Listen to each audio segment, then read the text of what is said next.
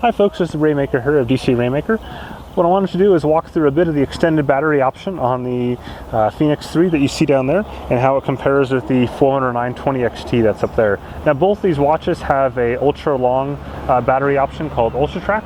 The challenge with Ultra Track is that it reduces the GPS drop frequency, so basically instead of taking GPS points every second, it takes them basically every 60 seconds, which means that for some activities it may not give you a very accurate track. Now the way it works with the 920 XT, which is what we'll start with here, is that when you go ahead and power it on a external battery pack, it ends the activity immediately.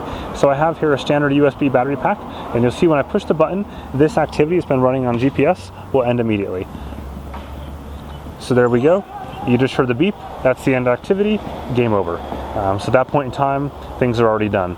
Now if I go ahead and press the button there, it'll go ahead and end here in a couple seconds, but at this point the activity is already over, it's ended. It's no different than pressing stop and saving the activity itself. And you can see there it's updating afterwards because of the fact that I saved that. Now what I want to do next is I'm going to put the camera down for a quick second to toss this onto the ground there. Hopefully you don't forget it later on. Now I've got the Fenix 3 here. Now I'm going to do basically the same thing.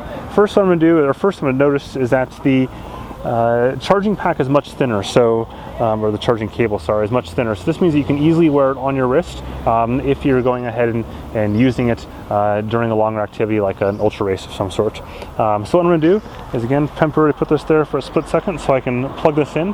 Now it's not turned on yet, so you won't actually see it power up, but I want to kind of show that as I do that slowly here. So what we've got is the Fenix 3. This is the default mode. So right now it's been on for about 5.5 minutes. I have done nothing with the settings on this one to illustrate the point first. So I'm going to go ahead and I'm going to press the battery pack on. See the blue light goes on, and you see the watch goes into a mode where it shows the battery icon.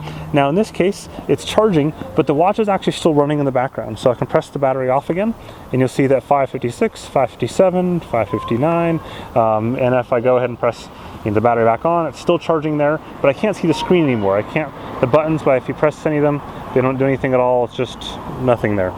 But again, I can go back, and now we're at 611. Let me show you how to change that. First, you go ahead and press the mode button, and then you go into settings.